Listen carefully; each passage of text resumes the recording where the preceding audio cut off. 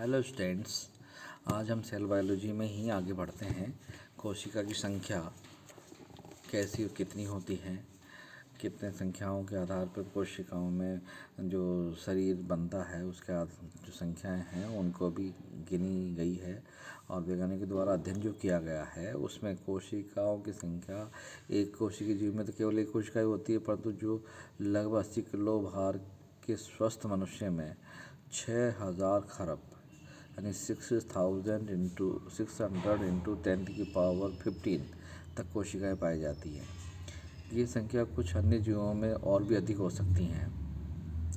मनुष्य समान एक बहुकोशिकीय जंतु में कोशिकाओं की संख्या प्रत्यक्ष रूप से ज्ञात नहीं की जा सकती, परंतु क्योंकि सभी कोशिकाएं लगभग समान परिमाण की होती हैं और एक कोशिका तथा संपूर्ण शरीर जो होता है वो आयतन लगभग ज्ञात किया जा सकता है। अतः अंकगणित की विधि से सरल गणनाओं और कोशिकाओं की कुल संख्या का आकलन किया जा सकता है, एस्टिमेशन किया जा सकता है। यद्यपि आपको अधिकांश बहुकोशीय जीवों में कोशिकाओं की संख्या अनिश्चित होती है, तथापि कुछ संख्या निश्चित भी पाई जाती है। जैसे पेंडोराइना नाम का जो एल्गी है उसकी एक निवह कॉलोनी होती है, उसमें 8, 16 या 32 तथा यूडोराइना जो भी एक हरा शैवाल है उसमें 16, 32 और 64 कोशिकाएं होती हैं। मतलब उन कॉलोनीज़ में कोशिकाओं की संख्या फिक्स होती हैं। तो इस तरह से कोशिकाओं का संख्याओं के आधार पे बहुकोशिकीय जीवों की जो संरचनाएं बनती हैं उसको हम कह सकते हैं कि कितनी कोशिकाएं लगभग आयतन के आधार पे होगी। बैक्टीरिया, आर्किया और यूकेरिया, ये जो नाम हैं आपने सुन रखे होंगे। तो जीवित प्राणियों में कोशिकाओं का जो नया वर्गीकरण आया है उसमें इस तरह के नाम हैं। तो अपन एक जनरल बात करते हैं कि क्लासिफिकेशन के आधार पर किस तरह से बैक्टीरिया, आर्किया, यूकेरिया में बांटे गए, तो उस पर चर्चा करेंगे। एक लंबे समय से अपन जीवित प्राणियों में केवल निम्न 2 प्रकार की कोशिकाओं को होना पाया जाता था। एक तो प्रोकैरियोटिक सेल्स और एक था यूकैरियोटिक सेल्स। तो आज भी उसी के आधार पर 2 प्रकार की कोशिकाएं हम मानते हैं, एक आद्यजीवी कोशिकाएं और दूसरी पराजीवी कोशिकाएं। तो यूकैरियोटिक कोशिकाओं जिनमें संगठित केंद्रक पाया जाता है, जबकि प्रोकैरियोटिक सेल में संगठित केंद्रक नहीं पाया जाता।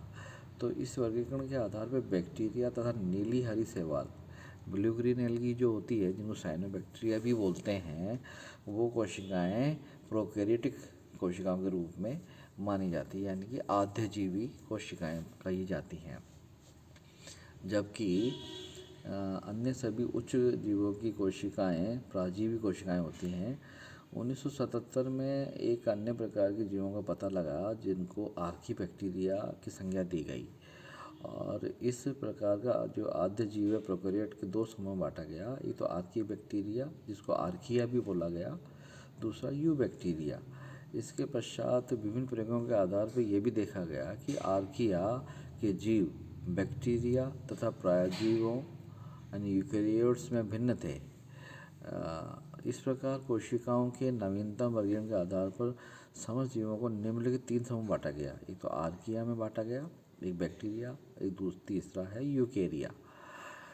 इस प्रकार के वर्गीकरण को 1996 में अपनाया गया, जब मेथेनोकोकस नाम का जो आर्किया की न्यूक्लियोटाइड की पूरी श्रृंखला ज्ञात हो गई, तब उसका बैक्टीरिया और यूकेरिया के जीवों की न्यूक्लियोटाइड श्रृंखला के साथ तुलनात्मक अध्ययन किया गया। और 1996 में मेथेनोकोकस जानास्की नामक आर्किया चौथा जीव था जिसकी संपूर्ण न्यूक्लियोटाइड श्रृंखला ज्ञात की गई।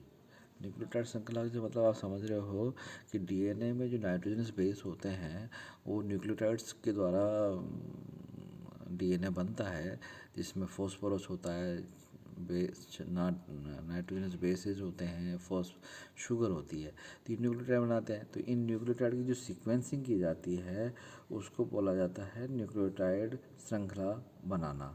तो वो श्रृंखला बनाई गई, उसमें तीसरा जीव ये था मेथेनोकोकस। मिथेनोकोकस